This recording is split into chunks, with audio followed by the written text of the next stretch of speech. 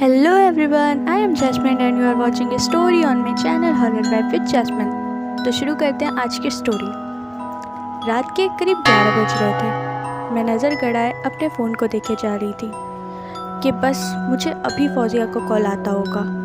फौजिया जो कि मेरी दोस्त है और मेरी घर से भागने में मदद करने वाली थी कि तभी मेरी अम्मी मेरे कमरे में आई और मुझसे बोली, नाज तुम सो जाओ, वैसे भी 2 दिन बाद तुम्हारी शादी है और फिर तुम इस घर से हमेशा के लिए चली जाओगी। मैंने गुस्से से उन्हें जवाब दिया, हाँ क्यों नहीं, मेरी शादी भी करा के आपको फिर से खूब सारी दौलत जो मिलेगी, जैसे आपने मेरी दोनों बड़ी बहनों की शादी की जिन्नात से। अब आप मेरी ज़िंदगी बर्बाद करने वाली हो। ये सुनते ही मेरी अम्मी शॉक्ड हो गई और कहने लगी, ये कैसी बातें कर रही हो नाज, जैसा तुम सोच रही हो वैसा कुछ भी नहीं है। मैंने कहा, फिर कैसा है बताइए मुझे। उन्होंने आंखों में आंसू भरे हुए मुझसे कहा, मैं तुम्हें कुछ बताना ज़रूरी नहीं समझती, लेकिन मैं तुम्हारी माँ हूँ, तुम्हारे साथ कुछ गलत नहीं करूँगी।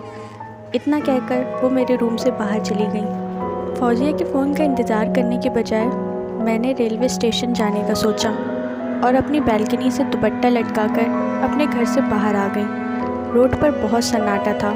मुझे डर तो बहुत लग रहा था, लेकिन जिन्नात से शादी तो नहीं करना चाहती थी, इसलिए मैं रेलवे स्टेशन की तरफ चलने लगी। एकदम से मेरे सामने एक कार आ गई। मैं उससे टकरा ही जाती, पर उससे पहले कार रुक गई। उसमें से एक नौजवान लड़का निकला और मुझ पर चिल्लाया, दिखाई नहीं देता क्या, अभी टकराती। मैंने उससे सॉरी बोला और आगे बढ़ गई। उसने देखा मेरे आसपास कोई नहीं है, तो उसने मुझसे पूछा, इस वक्त अकेले सड़क पर सब खैरियत तो है, आपको कहीं जाना है, मैं छोड़ दूँ?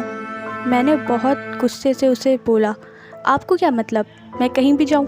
उसने भी मुझसे सख्ती से बोला, मैं कोई ऐसा वैसा लड़का नहीं हूँ, भलाई के लिए पूछ लिया, हेल्प नहीं चाहिए तो कोई बात नहीं। फिर वो वहाँ से जाने लगता है। तब मैं सोचती हूँ ये लड़का सच में सही लग रहा है। सुनसान सड़क पे अकेले चलने से बेहतर है रेलवे स्टेशन तक इससे लिफ्ट ले लूँ। वो भी मुझे स्टेशन तक छोड़ने के लिए रेडी हो जाता है। रास्ते में वो कहता है, मेरा नाम फराज है, तुम्हारा? मैंने उसे रूडली जवाब दिया, नाज।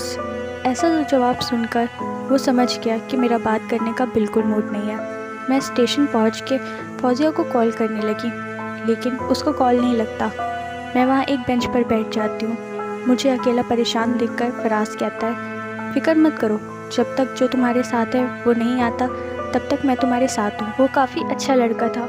मेरी ट्रेन आने में करीब 2 घंटे थे। उसने मुझसे कहा, तुम देखने से तो अच्छे घर की लगती हो, घर से भाग कर आई हो, लेकिन अच्छे घर की लड़कियां घर से नहीं भागती। उसकी ये बात सुनकर मैं रोने लगती हूँ। तुम्हें क्या लगता है मैं खुशी से भागी हूँ? मेरी माँ मेरी ज़बरदस्ती शादी करवा रही थी। फराज मुझसे कहता है, ओह तो तुम किसी और को पसंद करती हो? नहीं, मैंने ना में सर हिलाते हुए कहा। फिर उसने कहा, तो फिर क्या वो लड़का सही नहीं है जिससे तुम्हारी शादी हो रही थी? मैंने कहा, पता नहीं, मैंने उसे कभी नहीं देखा। फिर फराज मुझसे कहता है, तो फिर अगर किसी को पसंद नहीं करती हो तो अम्मी की पसंद देख लेने में क्या हर्ज था, घर से क्यों भागी? मैं जो कहूँगी तुम उस पर यकीन नहीं करोगे। करूँगा, तुम बताओ तो क्या हुआ? ऐसा कहते हुए फिर मैंने फराज से पूछा, क्या तुम जिन्नात में यकीन करते हो?